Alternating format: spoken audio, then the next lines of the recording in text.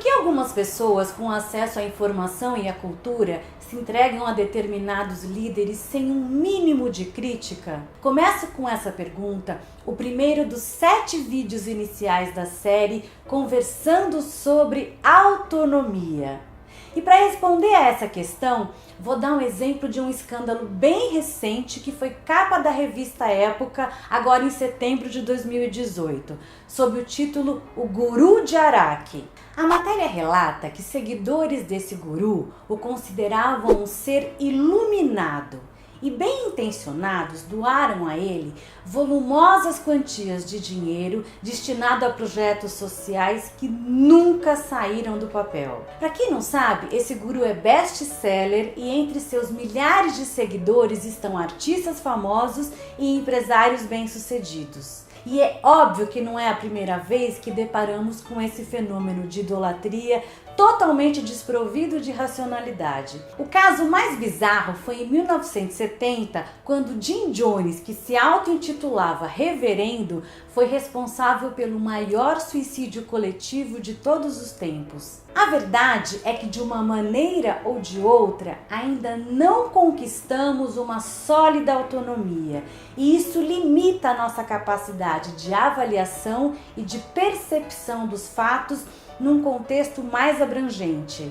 Somos adultos ainda imaturos e sugestionáveis, pois alimentamos a fantasia de encontrar um ser iluminado que nos dará todas as respostas para as questões que nos afligem. Algo próximo à sensação ingênua que tínhamos na infância, quando nos contentávamos plenamente com as respostas dadas pelos nossos pais. Enfim, somos de certa forma ainda vulneráveis por conta dos nossos medos, nossas carências, nossa vaidade, nossa boa-fé ou pelas mentiras que queremos acreditar.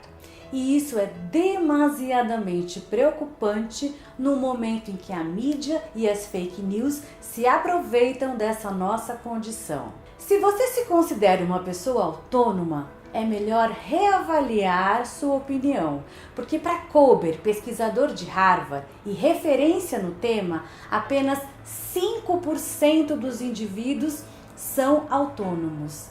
Isso mesmo, apenas 5% dos indivíduos atingem um estágio mais privilegiado de autonomia. Isso significa que eu, você, todos nós, a maioria esmagadora dos 95%, ainda se encontra em algum estágio mais ou menos imaturo dessa longa jornada. O significado da palavra autonomia vem do grego.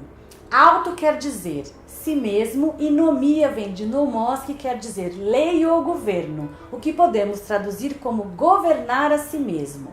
Governar a si mesmo é ser capaz de se orientar pela própria consciência. Sócrates dizia que o homem é a sua consciência e dela nunca poderemos fugir. Para ilustrar o tema, eu vou contar um famoso experimento em psicologia social do psicólogo Stanley Milgram, pesquisador da Universidade de Yale.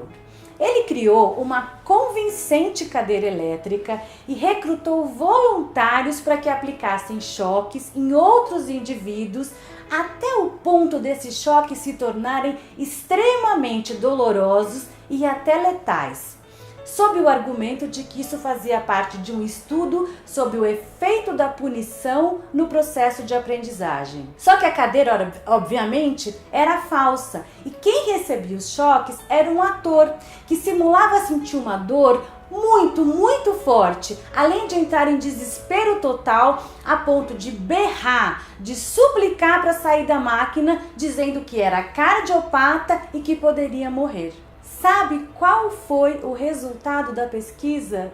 65% dos voluntários aplicaram choques até o nível letal. Eu disse 65%. Ao contrário do que muitos podem pensar, os participantes não eram nem sádicos, nem indiferentes, muito menos psicopatas. O experimento foi filmado e isso mostrou que enquanto aplicavam os choques, as mãos tremiam, o suor escorria pelo rosto, alguns até olhavam para o professor com uma expressão de agonia, de desespero, quase que implorando para parar. mas mesmo assim não ousaram desobedecê-lo. Do ponto de vista psicológico, essas pessoas ainda estão no que chamamos de heteronomia, ou seja, são adultos governados pelo outro, pois entre o imperativo de ouvir a própria consciência, que a essa altura já dava até sinais corporais de desconforto com o absurdo da situação, eles optaram por cumprir a ordem sem questionar. Duas hipóteses explicam esse comportamento.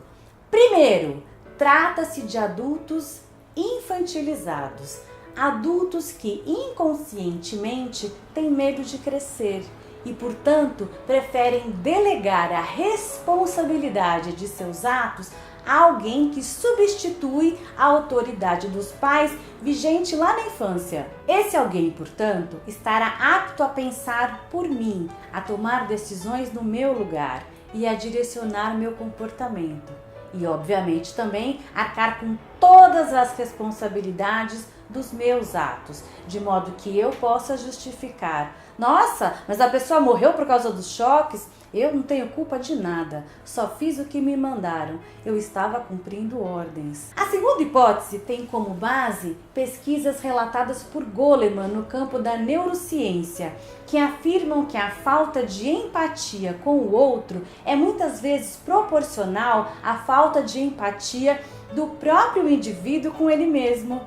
Isso é, esses indivíduos talvez não se deram conta do quanto agressiva estava sendo a situação, não só para quem estava na cadeira elétrica, mas também para eles, que desconfortavelmente eram os executores da maldade. No próximo vídeo vou fazer um paralelo com a tese da Hannah Arendt falando sobre a banalidade do mal. Voltando à reportagem citada lá no início e já finalizando esse primeiro módulo, o que ocorreu no experimento não foi muito diferente do que foi relatado na matéria.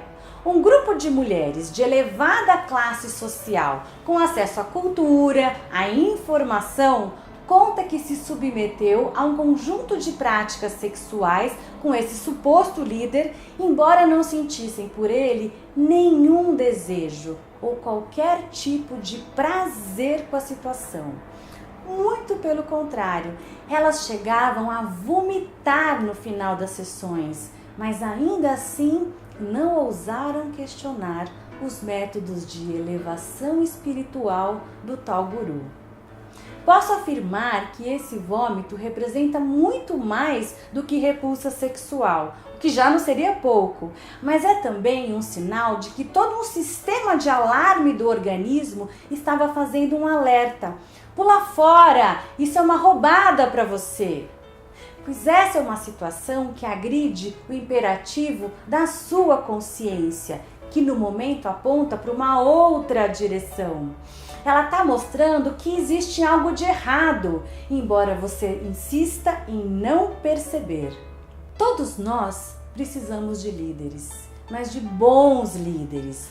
Um bom líder nos empodera para que possamos utilizar da melhor forma possível o nosso livre-arbítrio. No ambiente corporativo, um bom líder nos encoraja a pensar para que possamos tomar decisões éticas e também acertadas. No campo da espiritualidade, um bom líder nos apresenta o divino, nos aproxima de um Deus que fala conosco pela nossa consciência. Portanto, silencie sua mente para poder ouvi-la e jamais desautorize o que ela tem a lhe dizer. Esse é o primeiro passo e também o mais importante na construção da autonomia. Nada vale o preço da sua paz interior. Nada vale o preço de se abdicar do controle de si e da sua própria vida.